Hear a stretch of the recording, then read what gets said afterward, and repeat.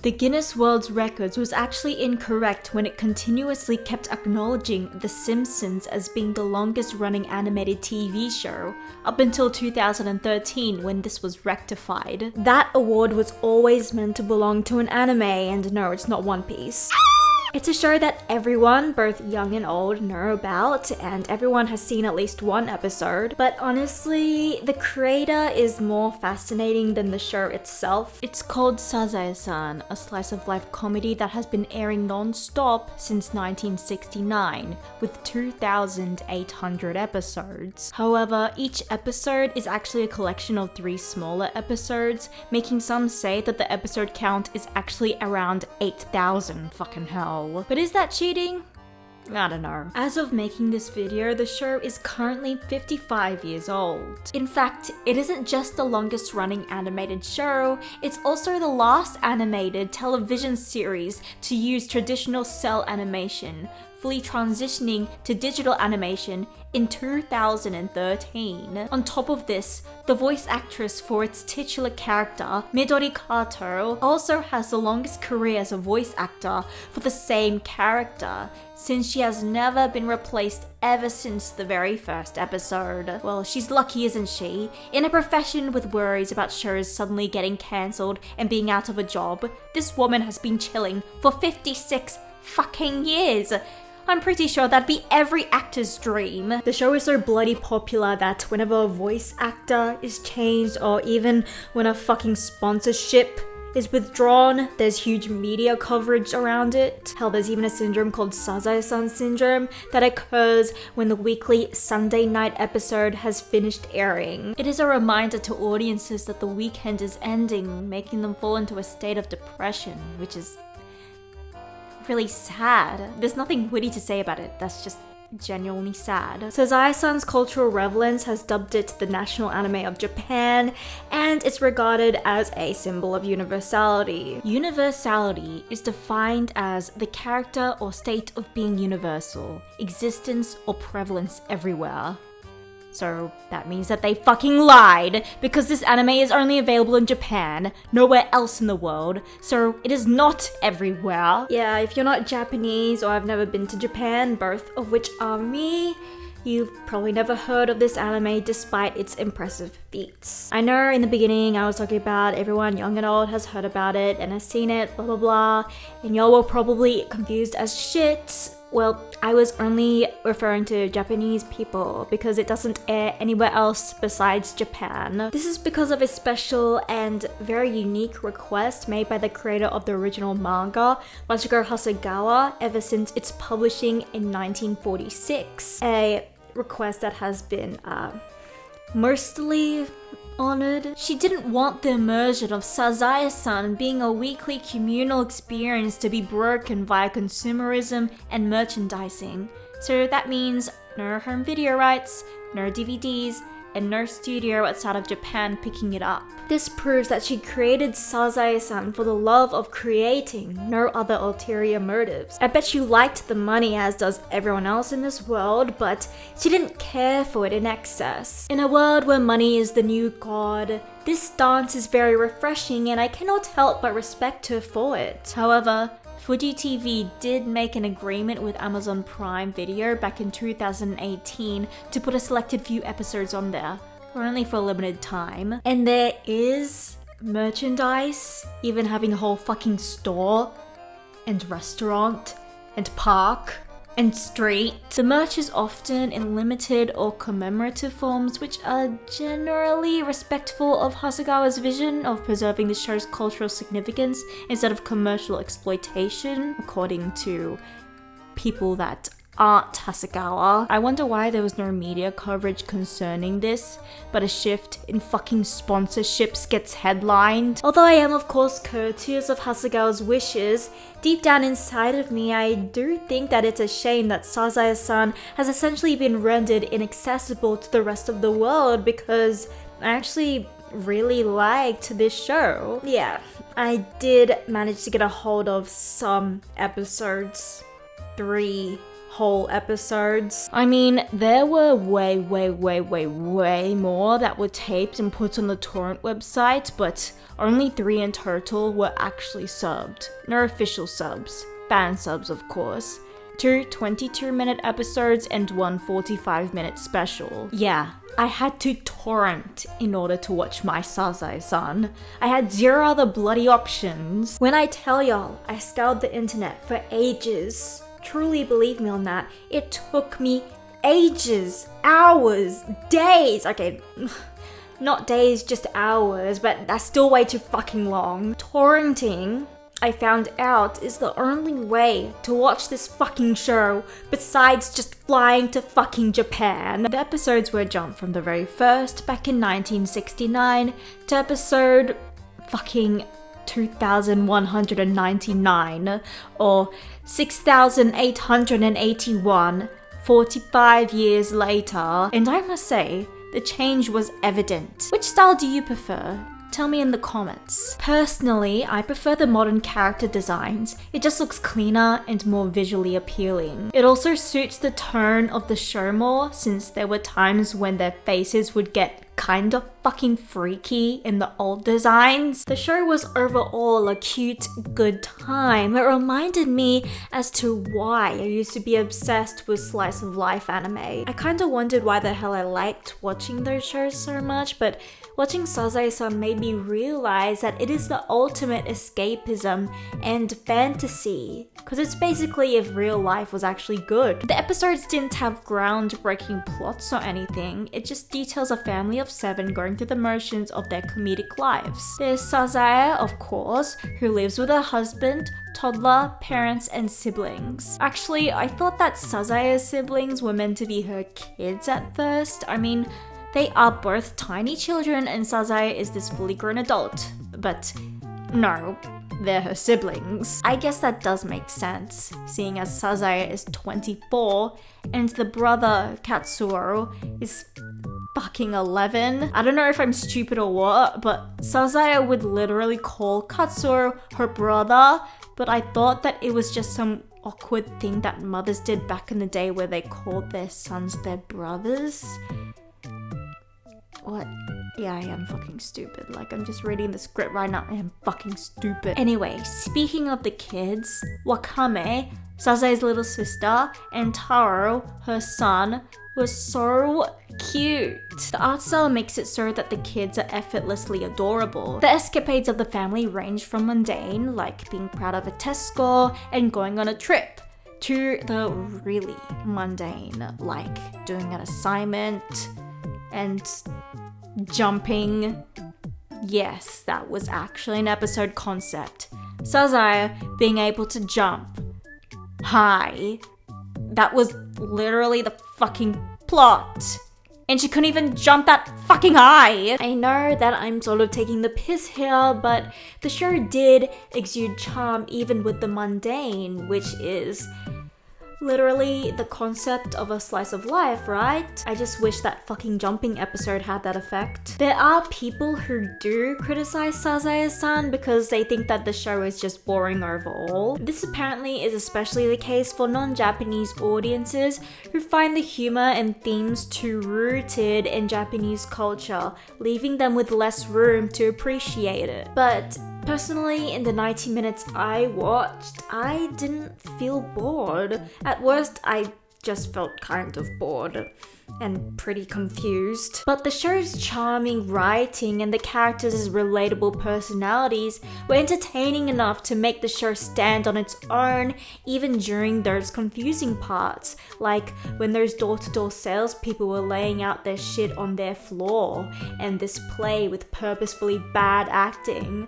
I just rolled with it. At the end of the day, it's interesting to learn about other cultures. But there was this one episode about this Japanese game where they would think a foreigner wouldn't understand.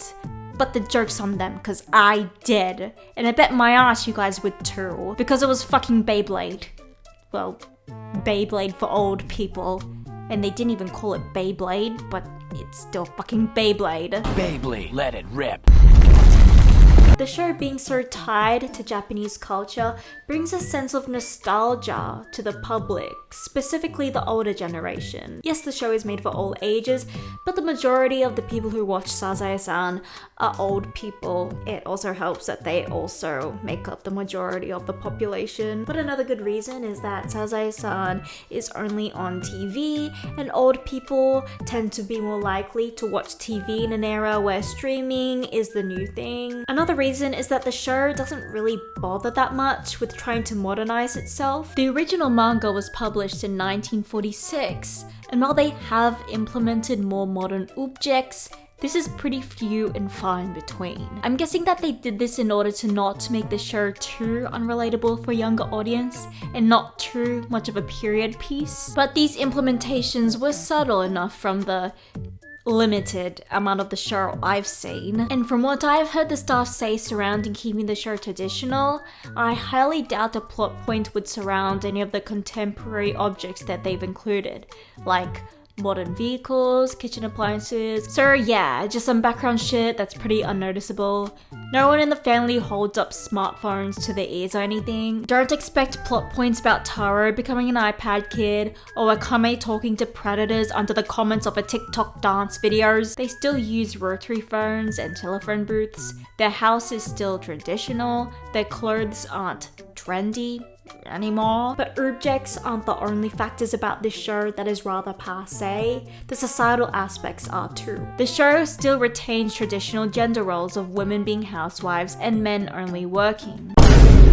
To this day, the only people allowed to do chores on the show are the women. The writers aren't allowed to put in any scenes of men doing chores or even being asked to do chores. As one of the writers stated, it would be totally unacceptable for a family with 2 full-time housewives. But it's not like Sazae and Fune are weak pushovers. They still have fiery, strong spirits, standing up for themselves and taking charge when needed. Sazae is rebellious, unladylike, and bosses her husband around, except when it comes to chores. And if you thought that this was very blasphemous because of how untraditional she acts, well, wait till you see how Sazae was written at the start of the manga. She used to be a strict feminist who didn't like that households were only led by men, she didn't like the idea of attracting a husband, and she joined the women's liberation movement. As you'd imagine, the manga was seen as quite controversial because of this, but I suspect that Sazae's behavior was largely tied to Hasegawa herself,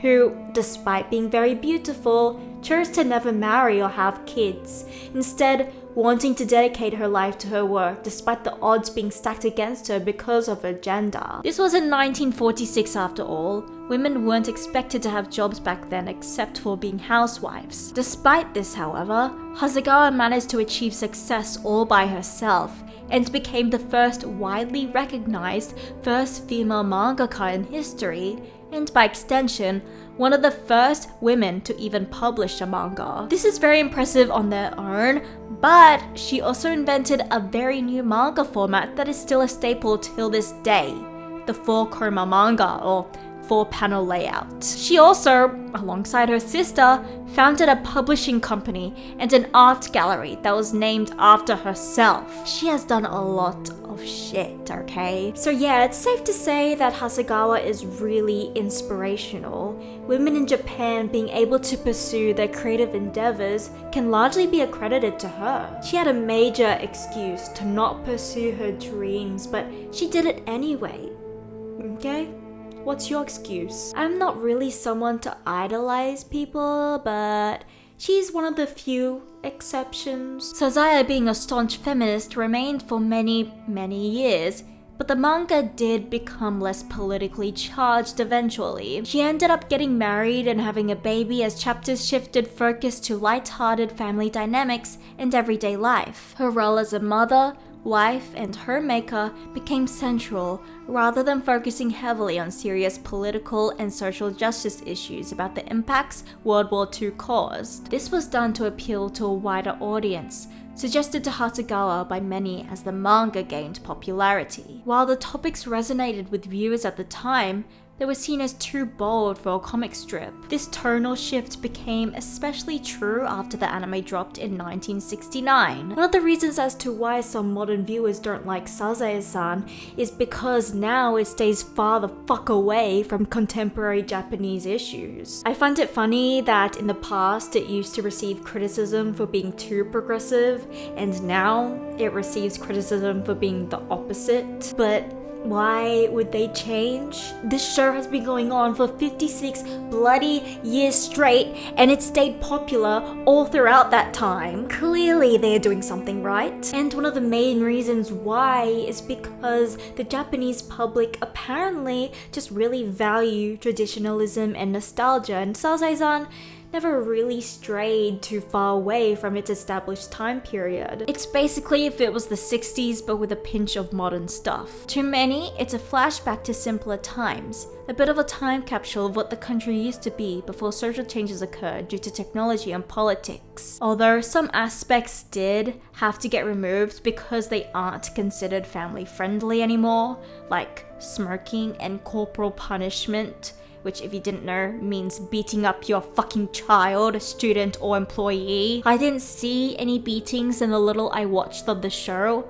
but in the first segment of the first episode, Sazae did threaten to starve Katsuo's punishment, which is also pretty fucking psychopathic. The show also depicts a family unit that many Japanese idealize, extended family living together. Something that has been largely forsaken due to the country's large shift to urbanization and changing social norms. Of course, this sense of nostalgia would not be felt by those who weren't born in Japan, but I do understand and empathize with it to an extent. Like, I don't understand the whole women should only be housewives sort of thing. Overall, I found Sazae-san to be harmless fun, even though I could barely watch anything from it. I would recommend it to light-hearted slice of life fans, but the show is such a hassle to find that I only think it's worth it if you're that intrigued. But you'll probably only find the 90 minutes I managed to encounter throughout my hours of searching for any kind of English translations for this anime. Who I'd truly recommend this anime to